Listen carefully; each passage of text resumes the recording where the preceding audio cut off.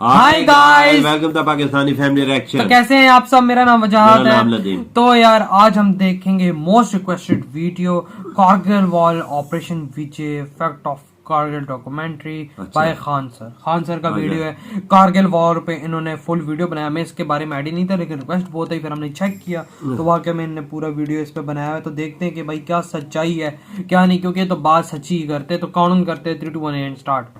जय हिंद। इस वीडियो में हम कारगिल को कैसे जीता गया इसके बारे में डिटेल से समझेंगे कि क्या था थल सेना का विजय ऑपरेशन और वायुसेना का सफेद सागर ऑपरेशन और नौसेना का ऑपरेशन तलवार। इन तीनों ऑपरेशन के द्वारा किस तरह से पाकिस्तान को हर मोर्चे पर घेर लिया गया, जिस वजह से पाकिस्तान पूरी तरह पीछे हटने से मजबूर हो गया। 1998 में परमाणु बम के सफल परीक्षण के बाद भारत और पाकिस्तान दोनों ही एक परमाणु संपन्न देश थे। दो परमाणु संपन्न देशों के बीच यदि युद्ध होता है तो ये काफी घातक हो सकते हैं। इसलिए इसको समझते हुए और काफी दूरदर्शी सोच रखने वाले हमारे प्रधानमंत्री अटल बिहारी वाजपेयी 21 फरवरी 1999 को पाकिस्तान आए थे ना, बिल्कुल लाहौर के लिए रवाना हुए। एक लाहौर समझौते पर हस्ताक्षर हुआ 21 फरवरी 1999 को। और जब अटल बिहारी वाजपेयी लाहौर में तो बहुत ही गर्मजोशी से उनका स्वागत किया गया।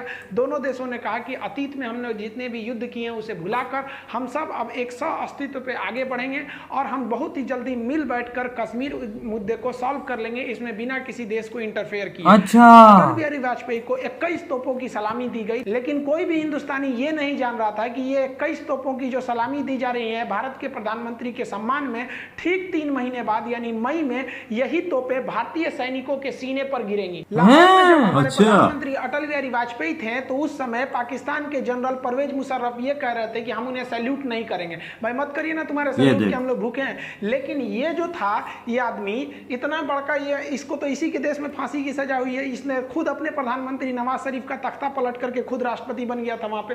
तो ये इसने क्या किया, एक प्लान बनाया, ऑपरेशन बद्र, अल बद्र प्लान बनाया। और इसमें ना कई जनरल थे, 4-5 लोग, यही लोग मेन थे। इनमें सबसे महत्वपूर्ण जो थे वो तो एकदम ये तो था ही भाई, ये जनरल ही थे परवेज मुशर्रफ। और यहाँ पे चीफ ऑफ जो जनरल स्टाफ थे अजीज खान और यहाँ मेजर जनरल जावेद हसन। ऐसा कहा जाता है कि पूरा जावेद हसन ने ही रूपरेखा तैयार किया था। हालांकि इतने लोगों का योगदान था कारगिल में। ये लोग चाहते थे कि जो शिमला एग्रीमेंट के बाद ये हुआ था, हम लोग में एक आपसी सहमति थी कि करगिल का जो एरिया है वहाँ टेम्परेचर -30 -40 चला जाता है, इतना ठंड हो जाता है। तो हम लोग क्या करते थे, अक्टूबर के बाद हम भी अपनी पोस्ट बंकर को छोड़ के चले जाते थे और पाकिस्तान भी चला जाता था। फिर हम लोग जाते थे मई जून के महीने में। तो पाकिस्तान ने प्लान बनाया कि 1999 में हम क्या करेंगे, अपनी जो जैसे भारत पीछे हटेगा, पाकिस्तान ने कहा कि हम लोग तो पीछे नहीं हटेंगे और उल्टे अपनी फौज भेज देंगे, उन बंकरों में घुसा देंगे जो भारत खाली करके गया है, और उन्हें हम क्या करेंगे, पूरी हथियार सप्लाई A to Z दे देंगे। ये ऑपरेशन अल बद्र में चल रहा था। इसको आप मैप से समझिए ध्यान से। ये जो ये आपका एक्चुअली पीओके है, ये बहुत अच्छे तरीके से समझाते हैं। पाक ऑक्युपाइड कश्मीर का ये जो एरिया है, यहाँ से हम लोग, ये जिला जो आता है वो कारगिल जिला आता है। एक्चुअली लड़ाई जो थी वो कारगिल जिले में थी, 4 सेक्टर में थी। उसको एक्चुअली जिला कारगिल होने की वजह से उसका नाम कारगिल दे दिया। देखिए ये लाइन ऑफ कंट्रोल जो है, यहाँ से श्रीनगर से लेह तक एक सड़क जाता है 1A, नेशनल हाईवे 1A। अब पाकिस्तान का जो प्लान क्या था कि ये हाईवे को हमको कैसे भी काट देना है। हाईवे काटने का 2 मकसद था। एक हाईवे को यहाँ से काट दीजिए और एक ये एरिया से, ताकि यहाँ से कोई सियाचिन में ना जा सके। सियाचिन का हाईवे कट जाएगा तो सियाचिन भारत के हाथ से निकल जाएगा, क्योंकि वहां डायरेक्ट पहुंच नहीं है। अब बीच में इतने पहाड़ हैं कि नॉर्मल सड़क बना ही ना जा सकती है। तो इसलिए ऑपरेशन अल बद्र के द्वारा मुशर्रफ ये सोचे कि हम ये हाईवे को काट देंगे तो पाकिस्तान, भारत बैकफुट पे आ जाएगा। बिल्कुल, अच्छा। जैसे आप यहाँ देखेंगे ये डॉटेड लाइन हमारी LAC है, ये लाइन ऑफ कंट्रोल है। अब ये जो सड़क जा रही है, ये सड़क है हमारी श्रीनगर से लेह तक। यहाँ कारगिल देखिए, ये लाइन ऑफ कंट्रोल के बहुत ही करीब है। इनकी प्लानिंग क्या थी, ये लोग 4 जगह से भारत में घुस गए। देखिए कारगिल जो बोलते हैं, करगिल की लड़ाई करगिल जिला था, उसमें 4 जगह थे। जैसे आपके जिला में कैसे ब्लॉक या कई तहसील जिले होते हैं, करगिल जिला, इसमें 4 महत्वपूर्ण सब डिवीजन में लड़ाई चल रही थी। ये क्या किया, ये 4 जगह से घुसपैठ कर दिया यहाँ पर। 4 एरिया से घुसपैठ किया। सबसे पहला जो एरिया था मस्कोक एरिया था, ये मस्कोक एरिया में घुसपैठ कर दिया। उसके बाद जो एरिया था वो द्रास का एरिया था। सबसे भीषण जो लड़ाई हुई थी वो द्रास में हुई थी, दरमियान में टोलोलिंग, टाइगर हिल, इसमें सब आते थे सब ये। तो ये वाला एरिया हो गया द्रास, और इसके बाद ये वाला एरिया हो गया काक्सर। काक्सर का एरिया जो था वो एक्चुअली बैकअप के लिए इन लोगों ने यूज किया। अच्छा। और काक्सर के बाद ये बटालिक एरिया, बटालिक सबसे लास्ट में था। अब आप बताइए बटालिक क्यों किया गया था? क्योंकि बटालिक पे अगर कब्जा हो जाएगा तो हम सियाचिन नहीं जा पाएंगे। तो आप देख रहे हैं ये चारों पॉइंट एक्चुअली कारगिल में आ रहे थे, इसलिए इसको नाम दे दिया गया कारगिल का युद्ध। लेकिन कारगिल का युद्ध में जो सबसे भीषण एरिया जगह युद्ध हुआ था वो था द्रास में। अच्छा। तो हम लोग एक एक करके समझते हैं कि आखिर ये लड़ाइयां कैसे कैसे हुई थी। देखिए ये पहाड़ी एरिया है, यहाँ इंडस्ट्रीज नहीं है, यहाँ पर पशुपालन ज़्यादा होता है। तो एक याक पहाड़ी जीव होते हैं, पहाड़ी पशु है, तो याक चरा रहे थे लोग। तो ये तासी नाम दयाल नाम के एक व्यक्ति का याक खो गया था, वो उसे ढूंढने गया और दूरबीन में देखा तो उसको दिखाई दिया कि कुछ लोग पत्थर को खोद रहे हैं और वहाँ छुपने की जगह बना रहे हैं, बंकर बना रहे हैं। और वो दाढ़ी वगैरह रखे तो समझ गया कि भाई ये पाकिस्तानी है। ये भागा भागा आया, आर्मी को बताया कि भाई वहाँ ऐसी ऐसी घुसपैठ हो रही है। तो आर्मी ने देखा तो भाई आर्मी को भी हलचल दिखाई दी, हेलीकॉप्टर से सर्वे लिखा गया तो भारत को भी पता चला कि भाई यहाँ पे घुसपैठ है। तो इसके लिए पेट्रोलिंग पार्टी, पेट्रोलिंग मतलब होता है जांच के लिए, पेट्रोलिंग पार्टी भेजी गई 5 मई को। 5 मई को भेजा गया पेट्रोलिंग पार्टी में 4 से 5 जवानों को वहां पर घुसपैठी। चारों से एक्चुअली पहाड़ पे आप चढ़ रहे होते हैं, वहां पहले से वो छुप के बैठे होते हैं, तो वो आराम से आपके ऊपर शूट कर सकते हैं। हमारे सैनिकों को उन लोगों ने मार दिया, हमारे सैनिक शहीद हो गए। अच्छा, वो एकदम भयानक पता करने गए ना कि हालात कैसे। सीधा हमारा कारगिल के जिला पर, अब जैसे कारगिल का कई एरिया है, जैसे मस्कोक है, द्रास है, बटालिक है, काक्सर है, तो ये 4-5 अलग है, छोटे छोटे डिवीजन है। लेकिन एकदम मेन जिला पे ही कारगिल जिला में आके पाकिस्तानी आर्मी का एक तोप का गोला गिरा और भारत का जो एमुनेशन डिपो था जहां गोला बारूद रखा था पूरा वही उड़ा दिया, और एक झटके में भारत को 127 करोड़ का लॉस हो गया। इन सब के होने के बाद भारत को लग रहा था कि ये मामूली घुसपैठी आतंकवादी हैं, लेकिन धीरे धीरे पूरी तरह से साफ होने लगा कि ये आतंकवादी नहीं है। इन आतंकवादियों के पीछे पाकिस्तानी पिल्ले बैठे हुए हैं, उनकी नॉर्दर्न लाइट इन्फेंट्री के जवान बैठे थे। उनके अंदर इतना तो कलेजा नहीं है कि सामने सामने लड़े। अरे साले मर्द की औलाद हो तो सीधा बोले रहते ना कि मत लौटो। हम लोग जब लौट गए थे ठंड में तो तुम आके वहां बैठ गए थे, उसके बाद वीर बन रहे हो। देखिए एक्चुअली क्या होता है कि जब आप हमला करने जाते हैं तो माना जाता है कि आपकी फौज 3 गुनी होनी चाहिए क्योंकि दुश्मन पहले से बैठा है। लेकिन पहाड़ी लड़ाई में ऐसा माना जाता है कि नहीं, आपको 9 गुना लॉस होगा। एक तो आप चढ़ेंगे, आपको चढ़ाई में दौड़ नहीं सकते हैं खाली मैदान की तरह, और वो आराम से बैठा हुआ है पहाड़ में, हल्का सा एक मौका कर लेगा, बंदूक निकाल लेगा, आपको दिखेगा नहीं कहां से गोली आ रही है।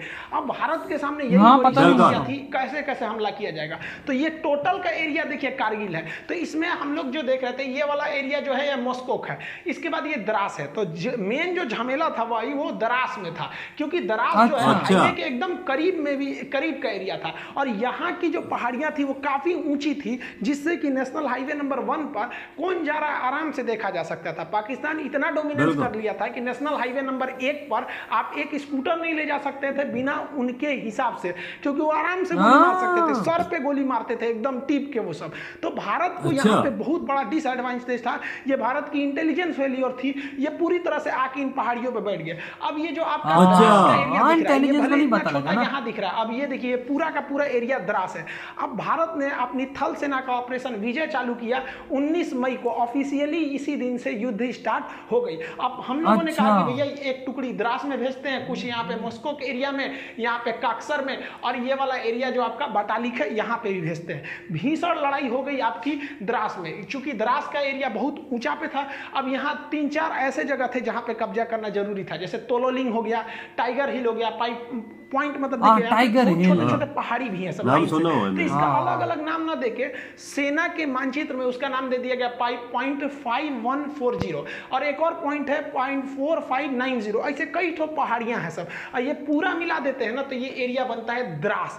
अब इस द्रास के एरिया में युद्ध करना बड़ी भयानक था।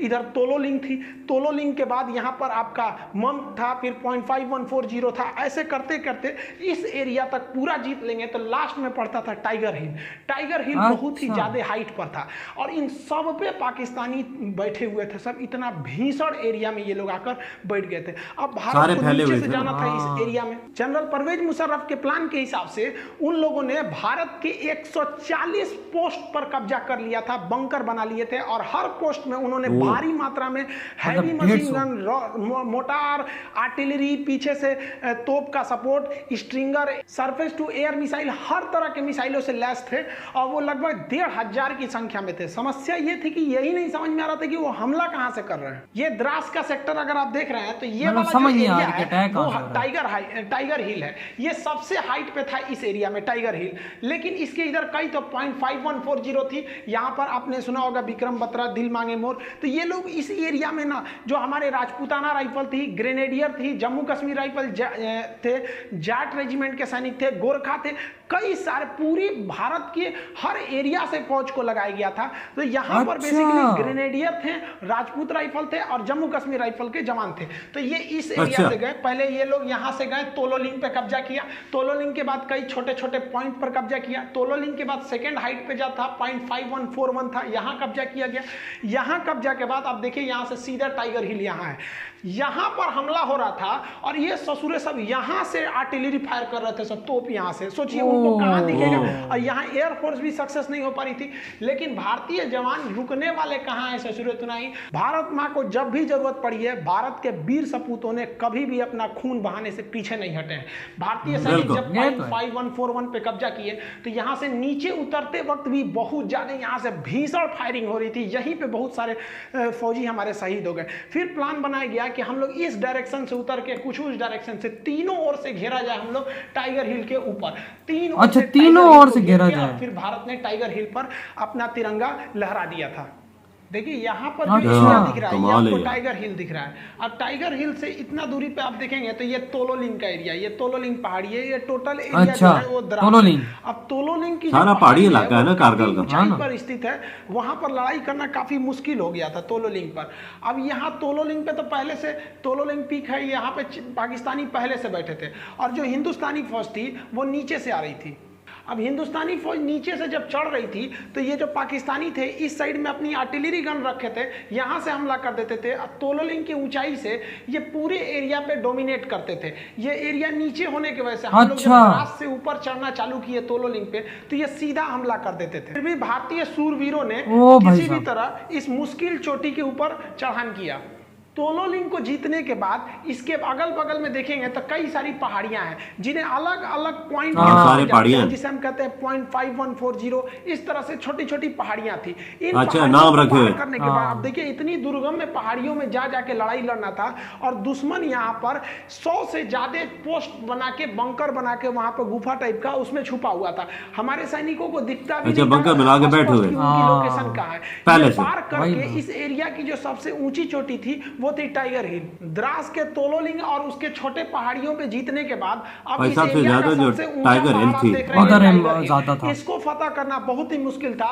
टाइगर हिल पे हमारे जो जम्मू कश्मीर राइफल, जो राजपूताना राइफल रही, हमारी जो ग्रेनेडियर्स, इनकी पोस्ट पहुंची फौज पूरी तरह से। अब ये इतना सीधा चढ़ाई पे और यहाँ से ये लोग टोटल एरिया डोमिनेट कर रहे थे। इस वजह से इंडिया को जो थी कैजुअलिटी ज्यादा हो गई क्योंकि ये पहाड़ पर वो पहले से छुपे हुए थे। एक तो इतनी ऊंचाई थी। अब आप सोचिए जो कुतुब मीनार है वो 240 यानी लगभग 250 फीट की ऊंचाई पर है और ये लड़ाई चल रही थी 18,000 फीट। आप 250 फीट कुतुब मीनार चढ़िएगा तो थक जाते हैं। फीट पर दुश्मनों का आमना सामना मुकाबला था। उसपे से चोट्टो पाकिस्तानियों की फौज पीछे से तोप से फायरिंग कर रही थी, इनडायरेक्टली मोटार तोप, हैवी मशीन गन इत्यादि से। और इनको छुपने में एक सहायता होती थी क्योंकि रूल है कि जो ऊंचाई पर रहता है उन्हें युद्ध में ज्यादा फायदा मिलता है। इसीलिए टाइगर हिल को तीन ओर से घेर लिया गया। तीनों ओर से घेरने के बाद जब टाइगर हिल पर कब्जा हुआ तो समझने लगा कि भैया द्रास का एरिया जो है ना अब पूरी तरह से इंडिया के डोमिनेंस में था। लेकिन बाकी बटालिक सेक्टर वगैरह में अभी भी घुसपैठ बनी हुई थी। लेकिन ये टाइगर हिल जीतने के बाद भारतीय सैनिकों का मनोबल भी टाइगर हिल से ज्यादा ऊंचा उठ गया था। करगिल की लड़ाई में सबसे निर्णायक अगर किसी हथियार ने अगर साथ दिया था तो वो बफोर्स तोप ने साथ दिया था। बफोर्स तोप ने अच्छा, इतना बफोर भयानक तोप। bombardment अच्छा। किया था कि पाकिस्तानियों को समझ में नहीं आ रहा था कि कहां से ये हमला हो रहा है। जबकि आपको याद होगा तो जब राजीव गांधी की सरकार थी तो इनको बहुत सारे इल्जाम लगाए गए थे कि बफोर्स में घोटाला हुआ है, क्या हुआ है। लेकिन जब युद्ध के मैदान में जब बफोर्स अपने रियल मैदान में उतरा तो जितने विरोधी थे जो ये बोल रहे थे कि राजीव गांधी ने घोटाला किया है, उन लोग का एकदम मुंह बंद हो गया, क्योंकि ये एकदम पिन पॉइंट निशाना मारता था, एकदम टीप के। और जबकि पाकिस्तानी को समझ में नहीं आता है मार कैसे रहा है। हम किसी अलग वीडियो में आपको बता देंगे किधर से गोले आ रहे हैं, निशाना बनाया जाता है। एक्चुअली उसके लिए 8 फिगर आर्टिलरी निकाली जाती है 4 फिगर के हिसाब से। तो वो 4 फिगर 8 फिगर के हिसाब से इसको निकाल के मारा जाता है। 40 किलोमीटर रेंज होता है। 40 किलोमीटर तो दिखता भी नहीं है, ये फिगर के हिसाब से मारा जाता है, नक्शा के हिसाब से। वैसे ही हमारे यहाँ राफेल खराब है, राफेल खराब है। अभी चाइना से युद्ध हो जाएगा तो सबको समझ में आ जाएगा कि राफेल क्या है। तो हमारे यहाँ ना देखिए बिल्कुल बिल्कुल, ये बस करते हैं ना, क्रिटिसिज्म करते हैं। लीजिए तो ये हमारे पॉलिटिक्स का एक परंपरा है कि विपक्ष में बैठे हो तो सरकार को गरियाओ। उस वक्त बफोर्स के लिए आप राजीव गांधी को ये है, अभी आप राफेल के लिए नरेंद्र मोदी को गरियाओ। तो आप ये नहीं कह सकते कि गाली किसी एक पार्टी ने सुना है, यहाँ सब पार्टी गाली सुनती है। वो प्राउड है भाई इंडिया का राफेल। बिल्कुल। बाद वायुसेना ने भी अपना ऑपरेशन राफेल जबरदस्त तैयार है जी।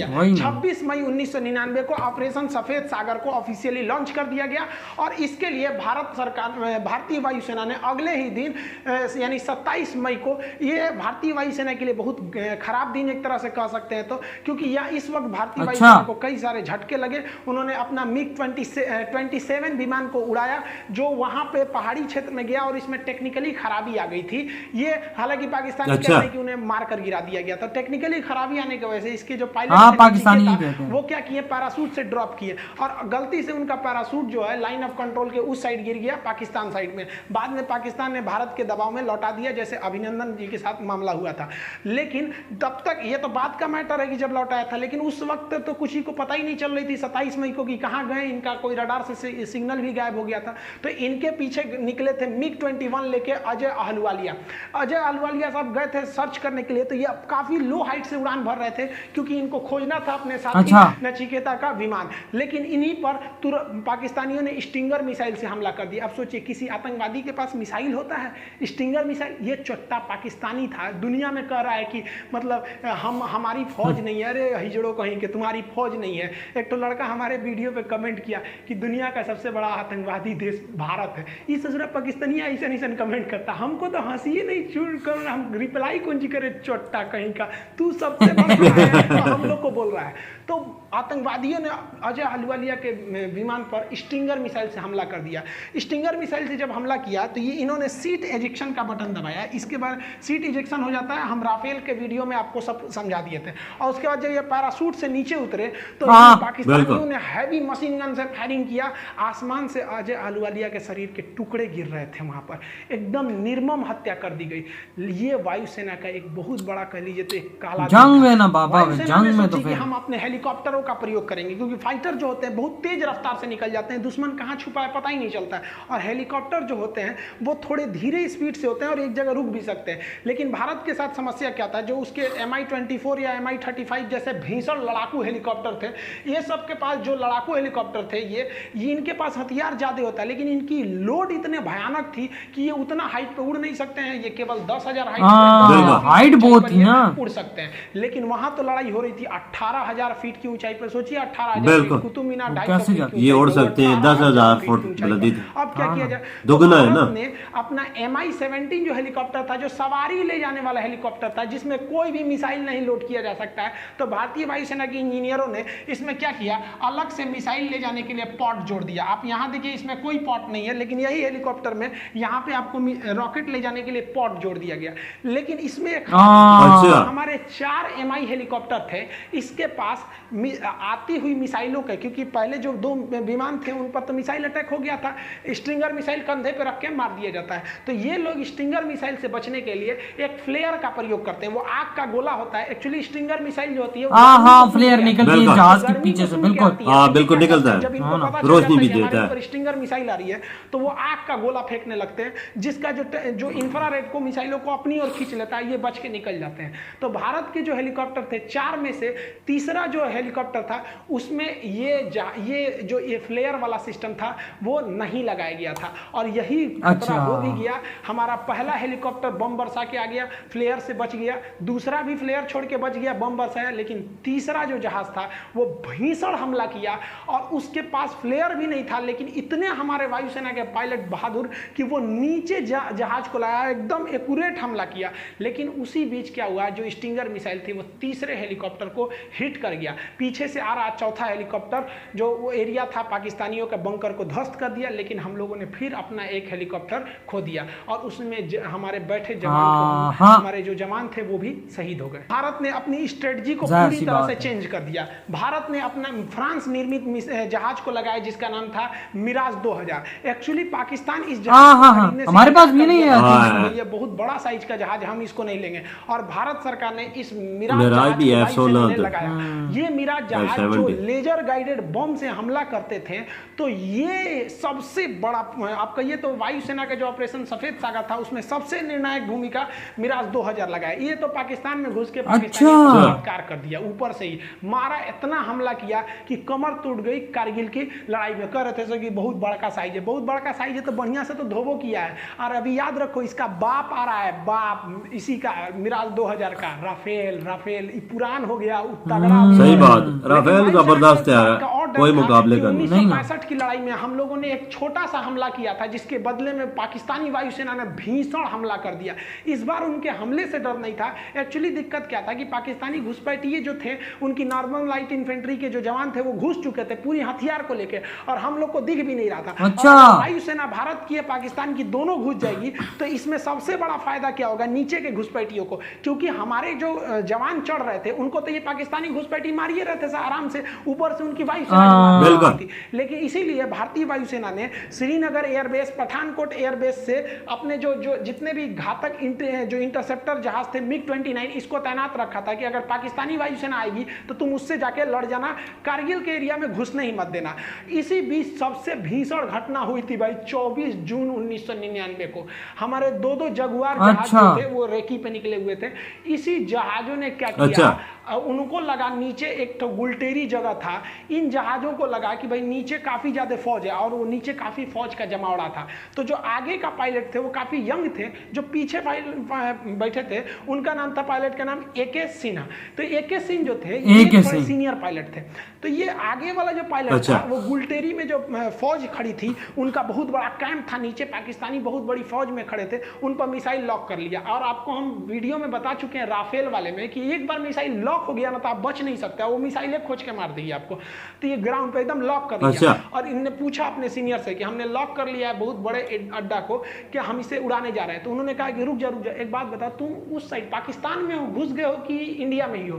तो ये कहें कि हम तो पाकिस्तान वाले एरिया में घुस गए। कहा कि मत मारो, क्योंकि दिल्ली का सीधा आदेश है कि आप पाकिस्तान के एरिया में हमला नहीं कर सकते। ये बहुत अच्छा डिसीजन था, क्योंकि एक साल पहले हम लोगों ने 1998 में परमाणु बम फोड़ा था, पूरी दुनिया हमारे खिलाफ थे, जैसे अभी ईरान मतलब कि पाकिस्तान में आप अटैक नहीं कर सकते, मार देते तो ये तो एक तरह का ये तो ओपन युद्ध हो जाता। और अपने एरिया में मार रहे हैं तो पूरी दुनिया हमारा साथ देगी कि भैया हम अपने एरिया में आतंकवादियों को मार रहे हैं, तो कहीं कि उधर मत मारो। और आपको जानकर ताज्जुब होगा, जहां ये पायलट मिसाइल लॉक किया था नहीं, हमारा एयरफोर्स का ही पायलट हुआ, एकदम नौछड़िया भी यंग था, जन्मे हिंदुस्तान के यंग लड़का लड़े में कितना आगे। और किस्मत अच्छा था, नवाज शरीफ उनके प्रधानमंत्री और उनके थल सेना अध्यक्ष परवेज मुशर्रफ, ये लोग उसी कैंपुआ में थे। सोचिए अगर सीनियर मना नहीं किया रहता तो जूनियर तो धो दिया रहता। अब आप याद समझिए, एक छोटा सा देश था ऑस्ट्रिया, जिसके राष्ट्र यानी राजकुमार की हत्या कर दी गई, उस हत्या की वजह से प्रथम विश्व युद्ध चालू हो गया। वही हाल था यहाँ, एक परमाणु संपन्न वाला दूसरे देश के परमाणु संपन्न के सेना अध्यक्ष को मार देने से कुछ खास बवाल नहीं होता है, क्योंकि सेना लड़ने के लिए, लेकिन राजनीतिक व्यक्ति की हत्या करने पे बवाल हो जाता है। तो भयंकर बवाल हुआ, क्या युद्ध का मोड़ लेता समझ में नहीं आता। तो ये बहुत अच्छा हुआ, एक तरह से हम तो करते थे कि जो आता तो बस ये वो कहते जो होता है, और युद्ध लड़ते नहीं लड़े हैं 71 में, 84 में एक और लड़ते से क्या कर लेता पाकिस्तान। यहाँ पे ऊंट के मूतने से रेगिस्तान में बाढ़ थोड़े आता है, क्या कर लेंगे, इनके औकाते कितना है। ये सब तो चल ही रहा था, नेवी ने और अत्याचार कर दिया। नेवी ने अपना ऑपरेशन परमाणु युद्ध का ऑपरेशन तलवार के तहत मसला हो भारतीय जाता है। नेवी ने पाकिस्तान की ओर एंट्री मार दी और यहाँ पर जो हमारे नेवल वेस्टर्न नेवल कमांड था और साउदर्न नेवल कमांड था ये भी घुस गया अरब सागर में, और अरब सागर में घुस अच्छा। पाकिस्तान का पूरी तरह से नेवल ब्लॉकेज लगा दिया। भारतीय वायुसेना के पूरे युद्धक जहाज घुस गए सब वहां पर और नेवल ब्लॉकेज लगा दिया। भारतीय नौसेना ने ऐसे मिसाइल मारा, जो पाकिस्तानी जहाज थे उनके बगल में मिसाइल जानबूझ के मारता था, जो उनके वाले जहाज थे, जो उनका पेट्रोलियम लाने वाला था, सारा जहाज उधर ही रुक गया कि ना हम ना जाएंगे,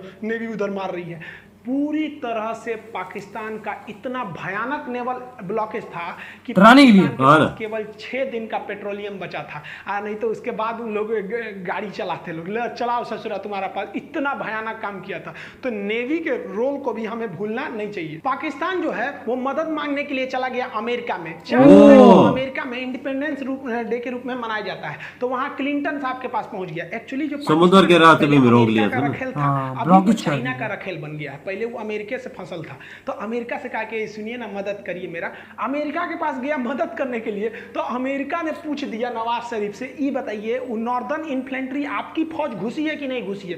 कहा कि हमरे फौज घुसी है, ये चट्टा घुसा दिया बिना हमरे बताइए। देखिए एक्चुअली होता क्या है कि पाकिस्तान में जो सेना होती है ना, प्रधानमंत्री की भी वैल्यू नहीं देती है। कारगिल के लिए 10% जिम्मेदार जो थे वो नवाज शरीफ थे, 90% ई चट्टा जिम्मेदार था। अपने को बहुत समझता था, सिकंदर द्वितीय चट्टा, कहीं के फांसी लगतो अबे तोरा कुछ दिन में अस्थिर रहो यहाँ पे। तो ये इनको तो पता था, ये तो बेचारा खुद अपने जनरल से डरते थे, जबकि ये इतना बड़ा नमक हराम है कि इसको जनरल ने दिया था, जबकि ये सबसे जूनियर था जनरल की लिस्ट में, फिर भी इसको दिया। ये क्या किया, नवाज शरीफ को हटा के अगले साल खुद क्या बन गया, राष्ट्रपति बन गया। नहीं यार, नवाज शरीफ चाहता था इंडिया और पाकिस्तान की अच्छी फ्रेंडशिप हो। बिल्कुल, कहां से हो जाए। अभी भी यार मोदी और ये बहुत अच्छे दोस्त हैं। कहा कि सुन नवाज शरीफ, देर चक्कर मत कर यहाँ पे, तो पहले परमाणु बम फोड़ा है तो हम तोरा बिल्कुल, तू क्या समझता है, तू गलत काम करेगा हम तोरा साथ देंगे, पूरी दुनिया हमको नहीं थूकेगी, तू अपनी फौज पीछे बुलाओ। तो ये लोग अकेले रूम में बात कर रहे थे, तो बाहर में पाकिस्तानी जो इनके साथ जो गए थे सब चमचा बेलचा, वो कहते कि हाँ नवाज शरीफ हैं, इनको तो अमेरिका वैल्यू देगा, रखेल को तो कोई वैल्यू देता है, मुंह लटका के नीचे आए हैं, अमेरिका वैल्यू नहीं दिया है, चलो फौज वापस बुलाओ। तब तक पगला ये चाइना गया था मदद करने कि हमको मदद कीजिए यहाँ पर, तब तक भारतीय जो थे सब टेलीकॉम वाले इसका बतिया रिकॉर्ड कर लिया था। और भारत के अटल फौज वापस यशवंत सिंह जो थे, जसवंत सिंह, इन्होंने प्रेस कॉन्फ्रेंस में वो टेप सुना दिया कि ससुरा चाइना में कह रहा है कि हमारी फौज घुसी हुई है, और यहाँ एक्सेप्ट कर लिया। यानी दुनिया के मैटर पे ये तो चौपट हो गए। लेकिन ये चोट्टा हटने का नाम नहीं ले रहा था, क्योंकि ये चाहता था कि हम चुनाव लड़े यहाँ पर, हमारी सेना कितनी बेहतरीन होती है, सर्जिकल स्ट्राइक करके आई तो मोदी जी बोलने लगे कि हमारी सेना की है, हमारी सेना की है, नेता कहने लगे से मारे, लेकिन फौज ने कभी नहीं कहा। बहादुर की पहचान जंग के मैदान में होती है, मीडिया में नहीं होती है। लेकिन ये मानता नहीं था, तो ये सऊदी अरब के राजकुमार जो राजा थे उस समय फहाद, उन्होंने फोन किया इसको कि रे चोट्टा कहीं का, तू शांति से रह जाओ मैटर पे, न तो तुरा हम व्यवस्था कर देंगे। ये खुद अपनी आत्मकथा में लिखा है कि हम तो नवाज शरीफ को टपका दिए रहते अगर ये बीच में नहीं आए रहते। तो सोचिए ये अपने प्रधानमंत्री को टपका रहा था, रे चोट्टा। सारा घमासान, ये तो वर्ल्ड लेवल पे डेमोक्रेसी चल रही थी, और उधर भारत की जो फौज ना कह के लेंगे मार रही थी एकदम बढ़िया से, और धो रही थी। अच्छा, ऐसे अपनी किताब में लिखा है। लोग को समझ में आया कि भाई साहब बहुत बुरी फंस गए पाकिस्तान। इनको लग रहा था, ये क्या कह रहे थे कि हमने पाकिस्तान की गर्दन पकड़ ली है। अरे ससुरे तू नहीं, तू का हम लोग का गर्दन पकड़ेगा। बड़ी एक गनीमत मनाओ ना कि जितना हरामीपन तुम लोग करते हो ना, अगर भारत ने एक बार हरामीपन किया ना तो तुम लोग इतिहास में पढ़े जाओगे। एक देश हुआ करता था, पाकिस्तान नाम था, जैसे भारत में कैसे हाँ इसने बोला था हमने वो इंडिया और गर्दन तो बोल दी। पाकिस्तान ऐसा था, बाबू बाबू हल्ला मत करो नहीं तो पाकिस्तान की तरफ थुराओगे। सोच रहे तू लोग ना पूरी दुनिया में ना मुसलमानों का नाम चौपट किया तुम लोग, तू लोग की वजह से पूरी दुनिया में ना मुसलमानों को गाली दिया जाता है। चट्टा क्या करेगा, कहीं जाके बम फोड़ देगा। अरे यार तुमको इतने माँ के दूध में तो इतना गर्मी है ना, तो आओ ना हमारी फौज खड़ी है, काय लिए पीछे से हमला करता है चट्टा कहीं का। तो देखिए इन लोग पे भरोसा करना नहीं चाहिए। 14 जुलाई तक पाकिस्तान के जितने हिजड़े घुसे थे उन सारे हरामियों को भारतीय सेना ने मार दिया और राजनीतिक रूप से अटल बिहारी वाजपेयी ने घोषणा कर दिया कि पाकिस्तान ने हमारे पीठ पे खंजर मारा था। मैं इसकी तो परवेज मुशर्रफ की तो इसने सही रगड़ बजाई। इनको कम मत समझिएगा। बुढ़ापा में परमाणु परीक्षण करने वाला प्रधानमंत्री हमारे अटल बिहारी वाजपेयी। हम उन खुश नसीबों में से हैं जिन्होंने प्रधानमंत्री के रूप में अटल बिहारी वाजपेयी और उसी समय राष्ट्रपति के रूप में एपीजे अब्दुल कलाम को देखा है। ये नसीब अब किसी को नहीं होगा जो एक साथ इतना योग्य राष्ट्रपति और इतना योग्य प्रधानमंत्री देखने को मिले। अब ये नसीब किसी को नहीं होने वाला है जो दो दो बड़े नेता इतने योग्य हो जाए। इन्होंने कह दिया 14 जुलाई को कि भैया ये ऑपरेशन हमारा विजय सक्सेस हो गया, लेकिन आर्मी ने कहा कि ना ना भाई सब पे भरोसा करना, ये पाकिस्तानियन पे नहीं। अब सेना ने एक एक करके घूमना चालू किया कहाँ कहाँ पाकिस्तानी छुपे हैं सब। तो पूरी तरह से 26 जुलाई को सेना ने कहा कि एक को कुत्ता नहीं बचा है। इस ससुरा सब लाश लेने नहीं आया था अपनी फौज का, कह रहा था कि हमारी फौज नहीं है, जबकि जेब में आई कार्ड था कि पाकिस्तानी आर्मी नॉर्दर्न इन्फेंट्री। ससुरा कहीं अरे लाश तो ले जाते यार, हम लोग लाश दे सकते थे। भारतीय सेना की बहादुरी देखिए। पाकिस्तानियों ने जब 14 मई को हमारे पेट्रोलिंग पे गए कैप्टन सौरभ कालिया को पकड़ा था, चारों ओर से घेर लिया था, तो इन पर इतनी यातनाएं दिया था ना, इनके आंख निकाल लिए थे, इनके होंठ और जीभ काट लिए थे, कान काट लिए थे, सब नाखून निकाल लिए थे, सब इनके कपड़े उतार कर इनके गुप्तांगों को काट लिया गया। अच्छा। इनके लाश के टुकड़े करके बोरा में भर के फेंक दिया गया था। इन हरामी पाकिस्तानियों ने इतना गलत काम किया जो युद्ध इतिहास में कभी ऐसा नहीं है, युद्ध के नियम में नहीं है ऐसा। जबकि भारतीय सेना जब अपना सर्च ऑपरेशन कर रही थी तो कुछ पाकिस्तानी जो थे मर गए थे, कुछ घायल थे, जो अपने आखिरी सांसें ले रहे थे, उन्हें इज्जत से पानी पिलाया, उन्हें इज्जत से दफनाया। उन्हें पहले पाकिस्तान को कहा कि आप अपनी फौज को ले जाइए, नहीं ले गया तो उन्हें इज्जत से दफनाया गया था। ये फर्क होता है एक जानवर और एक इंसान में। हम सबको ये फर्क बना के रखना होगा, तभी अलग पहचान है। हम जब भी हिंदुस्तानी अगर विदेश में जाते हैं तो इज्जत ये बात मैंने सुनी, ये हमने भी सुनी है। जब भी जाएंगे सबके नजर से देखा जाएगा, 4 बार सिक्योरिटी जांच होगा कि चोट्टा बम लेके तो नहीं आया है।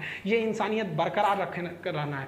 दुश्मनी के आड़ में हमें पाकिस्तान से बेहतर बनना है, न कि पाकिस्तान से खराब बनना है। ये इंसानियत हमारी सेना की बरकरार रहनी चाहिए जो उनके अंदर कूट कूट के भरा है। इस लड़ाई में घाटा क्या हुआ? ये चीज तो है। कई सैनिक मारे गए, अमेरिका से उनका रिश्ता खराब हुआ, पूरी दुनिया का पाकिस्तान के ऊपर से फेथ खत्म हुआ, पूरी दुनिया यार बस लोग अच्छे हैं, वो उतना तबका खराब है ना, क्या कर सकते हैं हम लोग का। इन लोग की डिप्लोमेसी फेलियर हो गई और सबसे बड़ा जो घाटा लगा इन लोग को, वो इनके आर्मी में कोऑर्डिनेशन ही नहीं था। इनके वायुसेना को पता ही नहीं था, नौसेना को पता नहीं था कि कारगिल में युद्ध होने वाला है। ये तो ससुरा बस इसका मन बढ़ ही था, ये कर दिया।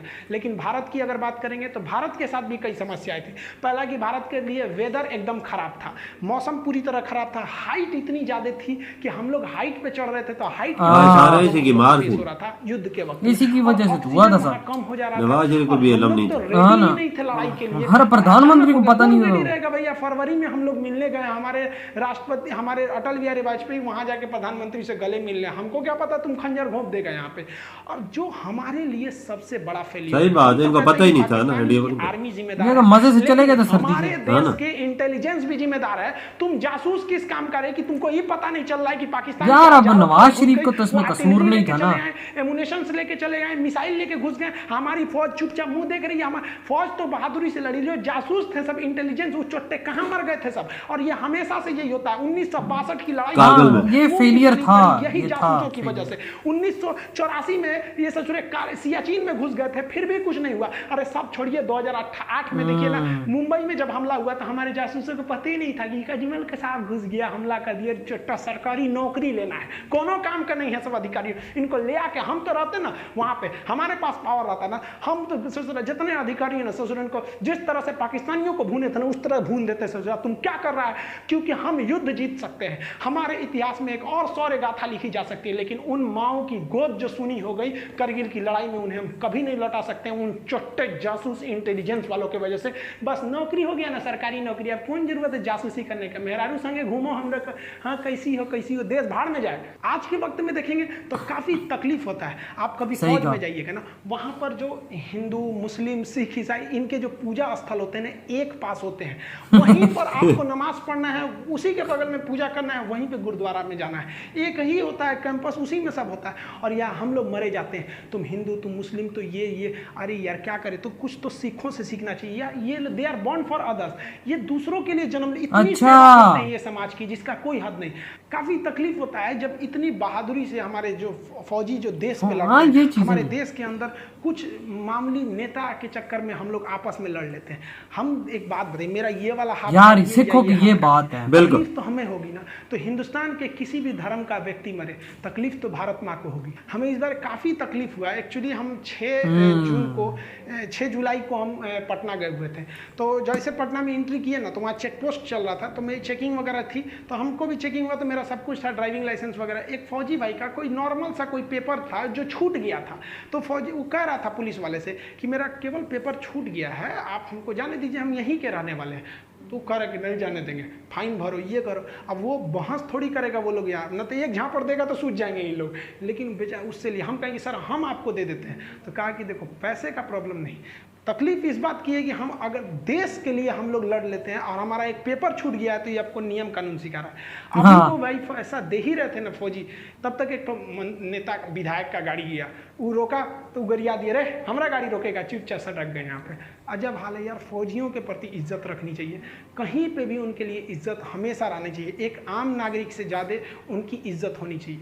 जिस वक्त करगिल की लड़ाई हो रही थी, वो पहली लड़ाई थी जो हम लोग टीवी पे देखे थे। अटल बिहारी वाजपेयी ने बहुत अच्छा काम किया कि हमारे पूरे देश की जनसंख्या को युद्ध के माहौल को दिखा दिया, जिससे कि हम सब एक हो गए उस वक्त। सही कहा। तो यार इसी के साथ तो ये वीडियो खत्म है, इस वीडियो का एंड हो चुका है। तो कारगिल में ये कहानी लगी थी यार, मतलब कि युद्ध जो हुआ था ना वो मुशर्रफ ने खुद छेड़ दिया था हमारे। मैं आपको बताता हूँ, कारगिल की जो जंग शुरू हुई थी ना, ये नवाज शरीफ को इल्म नहीं था। हाँ पता ही नहीं था नवाज शरीफ को। वाजपेयी आए थे, वाजपेयी 3 महीने बाद ये इन्होंने सिलसिला शुरू कर दिया। क्योंकि 90% मुशर्रफ को पता था, तो 10% नवाज शरीफ को वो भी पता नहीं था, पता वो भी मना करता था इसको, ना। पर इन्हें जबरदस्ती फौजी अपनी कारगिल में घुसाई और फिर अटैक है तो फिर मुंह की खाई है ना। फिर मुंह की खाना पड़ी है। और फिर अब सबको भाई जाहिर सी बात है पता पाकिस्तान आ रहा था, पाकिस्तान आ रहा था, फिर अमेरिका दौड़ के गए, फिर उन्होंने कोई सोलह मोला करा गए थे, वो भी नवाज शरीफ गया था। पीछे फौजी हटाने और को फिर कहा। उसने मुशर्रफ ने सत्ता हटा के अपनी सत्ता ले आया था। बिल्कुल। ये सीन हो गया कि भाई तू वहां पर गया, तूने सुलह क्यों की, हम लोग लड़ रहे थे ना, हम लड़ते, ये सीन हो गया था। और यार जाहिर सी बात है हम तो हारे हैं कारगिल बहुत बुरी तरह से, जाहिर सी बात है गलतियां इनकी अपनी थी, फिर अब भुगती भी है लोगों ने। काम आपसे नहीं हो सकता, नुकसान तो दोनों तरफ का हुआ ना भाई, पाकिस्तान का भी हुआ, उधर के भी शहीद हुए, इधर के भी शहीद हुए। और उन्होंने तो मना ही कर दी थी भाई हमारे आर्मी वाली, बिल्कुल। और अंदर अंदर चीज पता नहीं थी क्या आए हैं, छुप के बैठे हुए। वो तो एक वो गाय चरावा जो था उसने देख लिया कि भाई वो, फिर इनकी आर्मी गई, उनको मार दिया, फिर उस तरह से जंग शुरू हुआ। नुकसान तो बहुत हुआ यार। वजह दी ये कारगिल बड़ी ऊंची ऊंची पहाड़ियां, 18,000 फीट उधर लड़ाई होना, जिधर हेलीकॉप्टर भी काम नहीं करता, आम हेलीकॉप्टर भी नहीं चल सकता। सही कहा। वो 8,000 फुट बुलंदी तक काम कर सकता है, लड़ाई कर सकता है। 18,000 फुट बुलंदी बहुत चीज है, बहुत चीज है। ये तो ऑक्सीजन भी कमी हो जाती है ऊपर। वही ना, अब अगर दुनिया में कैंटीन जाते हैं सही जाते हैं, हम लोग जाते हैं तो हमें पहले सही, हमें तो नंगा करके देखा जाता है कि भाई अंदर बम लेके तो नहीं घूम रही है। वजह पाकिस्तान को बुरी नजर से वजह देखने की कुछ हरकतें ऐसी हैं कि बहुत खराब है। अगर आप देखा जाए तो हमारे पिछले वजीर आजम शाहिद खान अब्बासी अमेरिका के दौरे, सरकारी दौरे पर गए थे, उनके कपड़े भी उतार के उनको भी चेकिंग की गई थी कि इधर ये भी कोई बम या ऐसा मवाद तो साथ नहीं लेके आए जिसकी वजह से प्राइम मिनिस्टर एक कंट्री का उसकी शर्म की बात होती है, ये बहुत बड़ी। बस यार अगर जो बातें बोलते हैं कम अज कम भी 100% ठीक है ना। और भाई अगर जो भी हमें ये चीज अगर ठीक करनी तो हमारे ऐसे लीडर आए जो इस चीज को वाकई में बेहतरी में लेके आए ताकि सब ठीक हो। और बकाया ऊपर के जो लोगों की चीजें उस पर हम बात नहीं करेंगे, हम तो यही बोलेंगे हाँ वाकई में हमारे तो गलतियां थी भाई, बहुत बड़ी गलतियां थी कि भाई हर दफा पाकिस्तान ने जंग स्टार्ट की और पाकिस्तान आ रहा है। हमारी तो ख्वाहिश यही है कि ये मसले अच्छे तरीके से हल हो जाए। नवाज शरीफ जो था वो चाहता था कि इंडिया के साथ हमारे अच्छे रिलेशन। बिल्कुल बिल्कुल, उस तो हमारी पार्टनरशिप बहुत अच्छी थी, ये ट्रेड भी अच्छा था। बस फिर बाद में लोग आए और फिर ये इमरान खान के दौर में ट्रेड भी खत्म हो गया और दुश्मनी भी बढ़ गई और ज्यादा हालात भी ठीक नहीं, वही नहीं है ना भाई। हम तो यही चाहते कि यही हो, लेकिन अब क्या करें। लेकिन कारगिल में ये बात है कि इंडियन आर्मी ने जैसा टाइगर हिल पे कब्जा किया था दोबारा, बहुत मुश्किल था, बहुत ही मैं कहता हूँ कि मेहनत करके तिरंगा भी हमारा झंडा भी लहराया, हाँ, और वो पिक भी है, वो मैंने देखी भी है। तो यार आप लोग बताएं आपके क्या थॉट इस वीडियो के बारे में। वीडियो अच्छा लगा तो लाइक कमेंट शेयर सब्सक्राइब करें। तो वीडियो खत्म करते हैं, अपना बहुत ज्यादा ख्याल रखना, तो बाय।